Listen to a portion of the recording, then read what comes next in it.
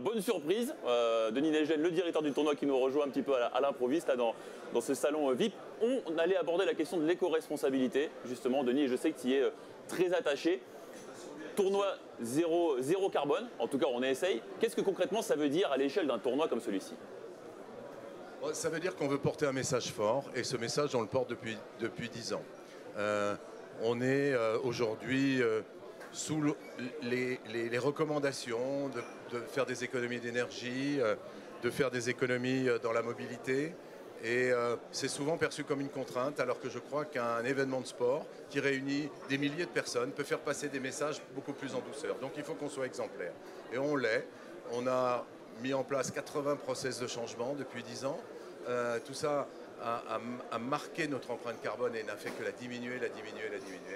Et on a totalement passé au zéro carbone, même si on n'a pas tout à fait le droit de le dire encore, puisqu'on est rentré dans un plan de reforestation dans une forêt à côté de Strasbourg, la forêt de Mollkirch, où on a replanté 3000 arbres en 2021. On va refaire le même programme en 2022. Et donc on est officiellement aujourd'hui vraiment en route vers le zéro carbone, puisque cet effort de reforestation nous a permis de séquestrer plus de carbone que ce qu'on dépensait. Donc on a été reconnu par le ministère, ce projet, et de la transition écologique, et qui nous a décerné, qui a décerné au projet plutôt, le label bas carbone. Donc on est vraiment l'événement le plus en pointe aujourd'hui en France. On parlait bien près du micro, parce que c'est vrai qu'on a un son d'ambiance, on est au cœur du village. Concrètement, ça veut dire aussi, parce que oui, replanter des arbres, capter le carbone, ça c'est une bonne chose, mais il faut aussi diminuer au départ notre empreinte carbone ici sur site. Alors quelques exemples. C'est ce que je vous expliquais. On a mis en place 80 process de changement en 10 ans. Ça a commencé par l'incitation à prendre les transports en commun. On a la chance d'être dans une ville qui est très en avance sur la mobilité, sur le tram, sur même les bus électriques, sur les pistes cyclables. Donc on incite les gens à venir en transport en commun. On leur dit on vous paye le tram. Vous venez acheter un billet aux IS, on vous enlève 3 €. Ça, c'est un engagement qu'a pris l'organisateur. Personne ne le fait encore. Donc ça incite les gens aussi à prendre les transports en commun. On encourage le covoiturage. On a un parking qui est gratuit pour les gens qui sont 4 dans un véhicule. On a amélioré encore les pistes de vélo. On a mis des bornes de recharge aussi pour les vélos et les voitures électriques. On n'utilise plus qu'une flotte électrique ou hybride pour le transport de nos VIP et de nos joueuses. Donc on ne sert, maintenant on a beaucoup de succès dans le village d'hospitalité, donc des repas gastronomiques. Eh bien on ne sert plus que des produits de saison, que des produits de la région. 70% des produits sont bio. Et on a diminué par 5 le poids carbone d'un repas moyen. Il était 2200 grammes, mais aujourd'hui il est de 400 grammes chez nous.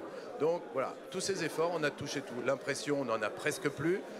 Quand on utilise du papier, il est forcément en papier recyclé. On n'utilise que des encres solides, des encres végétales, plus d'encre chimique.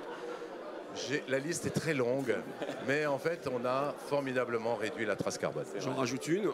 Si tu vois sur le cours central, alors il pleut en ce moment, mais tout à l'heure, il y a des poubelles de tri.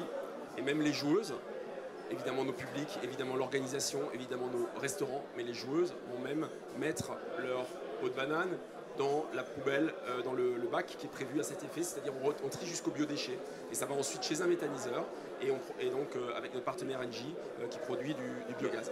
Mais tu sais qu'on est allé filmer là-bas et que dans la semaine, vous retrouverez justement ces reportages auprès du méthaniseur et de l'usine de tri également pour les bouteilles Carola également. Donc tout est prévu. Est-ce que les joueuses y sont sensibles à ça? Est-ce que c'est un argument pour les faire venir?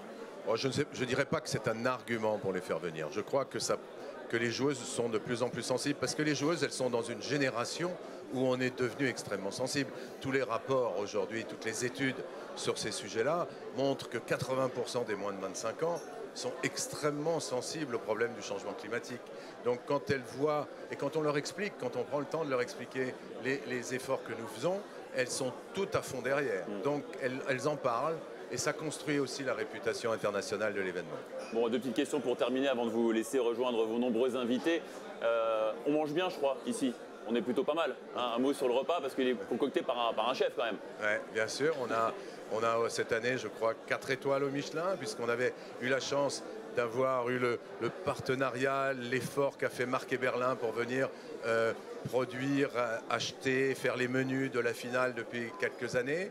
Aujourd'hui, il a souhaité aussi étendre ça à des gens qu'il a formés. Donc, on a cette chance aujourd'hui d'avoir aussi Joël Phillips, qui a 2 étoiles au Michelin, et puis François Bord, qui est son bras droit, qui est le chef de la brasserie des Haras. Donc voilà, donc on est aujourd'hui dans une qualité gastronomique hors du commun pour un événement de sport. Bon, alors on a hâte d'aller voir ça, d'aller goûter ça. Et dernière chose, votre endroit préféré là, quand vous circulez sur le tournoi, l'endroit où vous vous sentez le mieux, le plus à l'aise tous les deux, ce serait quoi? Le cours central. Le cours central. Ouais. Parce que l'émotion, elle est là. Évidemment, les autres endroits, c'est des endroits de convivialité et on offre un maximum de choses à nos publics. Mais le cours central, c'est quand même un magnifique endroit avec cette vue sur le Parlement européen. C'est un très beau site. C'est avant tout un tournoi de tennis. Et moi, c'est le bar à champagne.